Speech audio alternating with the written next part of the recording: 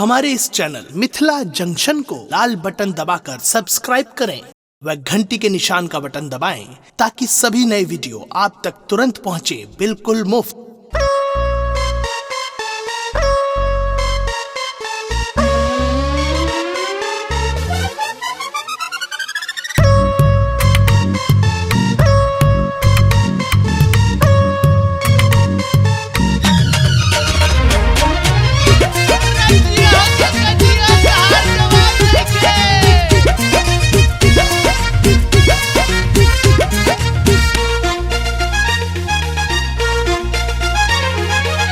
जल्दी सा छुट्टी लगाओ, छोटू के परब मनाओ। या जल्दी सा छुट्टी लगाओ, छोटू के परब मनाओ। खरना से पहले हम हो धले बई गाड़ी, रखने रहब ए रानी पूरा तैयारी। पियाजी नेट वाला साड़ी, ले पियाजी नेट वाला साड़ी। रखने रहब ये रानी फूल तैयारी, रखने रहब ये रानी पूरा तैयारी।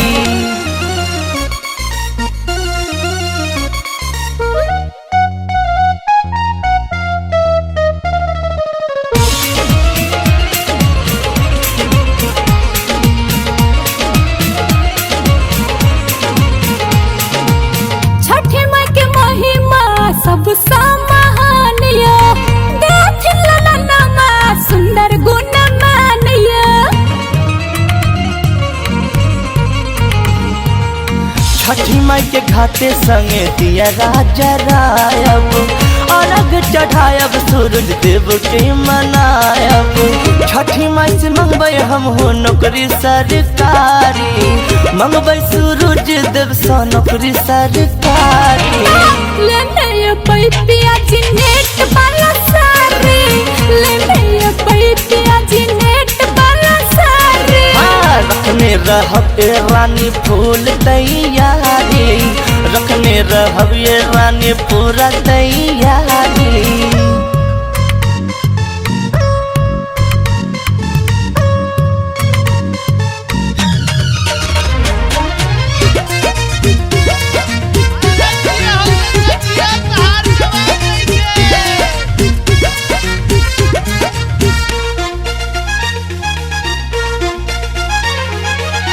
गाय के गोबर संग नानी पायब, डोब डोमिनिया ससुपति मंगायब। संगे दुनु छठी माई के घाट सजायब, ढोल नगाड़ा बैंड बाजा बजवायब। गंगा के गाना बाजे नाचे नर नारी, गंगा के सट के गाना सुने नर नारी। लेने पियाजी नेट वाला साड़ी, लेने बलमाजी नेट वाला साड़ी। रखने रहब ये रानी फूल तैयारी, रखने रहब ये सजनी पूरा तैयारी। जल्दी सा छुट्टी लगाओ, छोटू के परब मनाओ। या जल्दी सा छुट्टी लगाओ, छोटू के परब मनाओ। खरना से पहले हम हो धले बई गाड़ी, रखने रहब ए रानी फूल तैयारी। ले पियाजी नेट वाला साड़ी, ले पियाजी नेट वाला साड़ी।